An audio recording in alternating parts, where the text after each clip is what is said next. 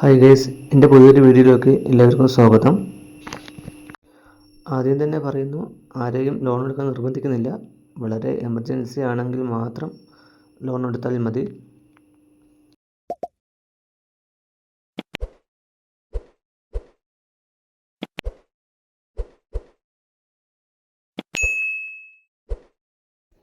എല്ലാവരും എൻ്റെ ഈ കുഞ്ഞു ചാനലിന് സബ്സ്ക്രൈബ് ചെയ്യുക. അതിനുശേഷം നമുക്ക് എംപോക്കറ്റ് എന്നൊരു ആപ്പ് പ്ലേ സ്റ്റോറിൽ നിന്ന് ഡൗൺലോഡ് ചെയ്തതിന് ശേഷം നമുക്ക് 3 സ്റ്റെപ്പ് വെരിഫിക്കേഷൻ ഉണ്ട്. അത് നമുക്ക് എങ്ങനെയാണെന്ന് നോക്കാം.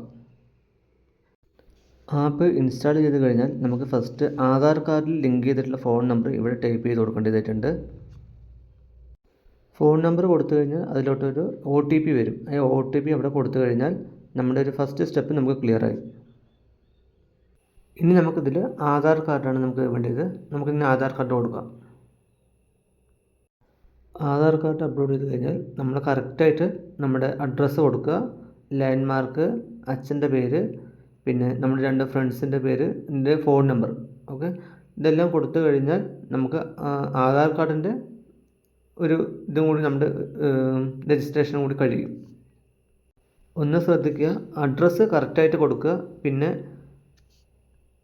നമ്മുടെ ഫോൺ നമ്പർ കൊടുത്തിട്ടുണ്ടായിരുന്നല്ലോ, അതിലോട്ട് വീണ്ടും ഒരു OTP വരും. അത് അവിടെ ടൈപ്പ് ചെയ്ത് കൊടുത്താൽ ആധാർ കാർഡിൻ്റെ ഒരു ഫോർമാറ്റ് കഴിഞ്ഞു. ഇനി രണ്ടാമതായിട്ട് നമുക്ക് പാൻ കാർഡ് കൂടി അപ്ലോഡ് ചെയ്ത് കൊടുക്കണം. പാൻ കാർഡ് അപ്ലോഡ് ചെയ്ത് കഴിഞ്ഞാൽ നമ്മുടെ ഏകദേശം പരിപാടികൾ ഇവിടെ കഴിയും. ഓക്കെ, നമുക്ക് അങ്ങനെ പാൻ കാർഡിലുള്ള ഡീറ്റെയിൽസ് എന്താണെന്ന് നമുക്ക് നോക്കാം. പാൻ കാർഡ് അപ്ലോഡ് ചെയ്ത് കഴിഞ്ഞു. പാൻ കാർഡിൻ്റെ അപ്ലോഡ് ചെയ്ത് കഴിഞ്ഞാൽ നമുക്കിനി വേണ്ടത് ഒരു സെൽഫി കൊടുക്കണം. അവരൊരു വെരിഫിക്കേഷൻ ഒരു വീഡിയോ സെൽഫി ചോദിക്കും. അത് നമ്മൾ അതും കൂടി ഒന്ന് കംപ്ലീറ്റ് ചെയ്യണം.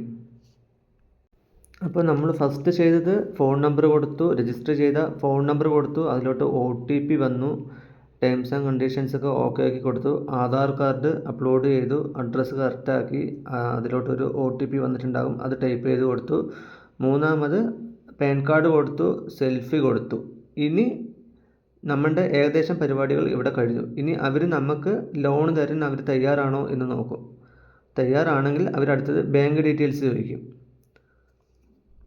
ഒന്ന് ശ്രദ്ധിക്കുക, അവർക്ക് ഫസ്റ്റ് വേണ്ടത് സിബിൽ സ്കോറാണ്. 570 കൂടുതൽ സിബിൽ സ്കോർ ഉണ്ടായിരിക്കണം. അപ്പോൾ സിബിൽ സ്കോറിൻ്റെയും കഴിഞ്ഞ് ലാസ്റ്റ് കിട്ടുന്നതാണ് നമുക്ക് ബാങ്ക് ഡീറ്റെയിൽസ് നമ്മൾ അവർക്ക് അപ്ഡേറ്റ് ചെയ്യണം. ബാങ്ക് ഡീറ്റെയിൽസ് കൊടുത്തു കഴിഞ്ഞാൽ നമുക്ക് എത്ര രൂപ അവർ വായ്പ നമുക്ക് തന്നിട്ടുണ്ടെന്നുള്ളത് അവരറിയും. നമുക്ക് ഇഷ്ടമുണ്ടെങ്കിൽ എടുക്കാം, ഇഷ്ടമില്ലെങ്കിൽ നമുക്ക് നിരസിക്കാം. പിന്നെ ഒന്ന് ആലോചിക്കുക, ലോൺ എടുത്തു കഴിഞ്ഞാൽ നമ്മുടെ ടേംസ് ആൻഡ് കണ്ടീഷൻസ് എല്ലാം നമ്മൾ അലോ ചെയ്ത് കൊടുത്തിട്ടുണ്ടാകും. അങ്ങനെയാണെങ്കിൽ നമുക്ക് വിത്തിൻ 7 മിനിറ്റ് കൊണ്ട് നമ്മുടെ അക്കൗണ്ടിലോട്ട് ക്യാഷ് ട്രാൻസ്ഫർ ആവും. പിന്നെ EMI ആയിട്ട് എടുക്കാം. 1 ടൈം സെറ്റിൽമെൻറ്റിലൂടെ നമുക്ക് കുറച്ചായിട്ട് എടുക്കാനുള്ളൊരു ഓപ്ഷൻ ഉണ്ട്. നമുക്ക് പറ്റാവുന്ന തുക എന്താ പറയുക ലോണായിട്ട് അടയ്ക്കാനുള്ള ഓപ്ഷൻ ഇതിലുണ്ട്. EMI 5000 രൂപ EMI എടുക്കണമെങ്കിൽ 695 രൂപയും 10,000 രൂപ EMI എടുക്കണമെങ്കിൽ 985 രൂപയാണ് ആവുക. ചെറുത് എടുക്കുള്ളൂ. 12 മാസം കൊണ്ട് നമുക്ക് അടച്ചു തീർത്താൽ മതി. അപ്പോൾ എന്തായാലും എൻ്റെ ചെറിയൊരു വീഡിയോ നിങ്ങൾക്ക് ഇഷ്ടമാവുമെന്ന് വിചാരിക്കുന്നു. ഇഷ്ടമാണെങ്കിൽ ഒന്ന് സബ്സ്ക്രൈബ് ചെയ്യുക, സപ്പോർട്ട് ചെയ്യുക. Thank you.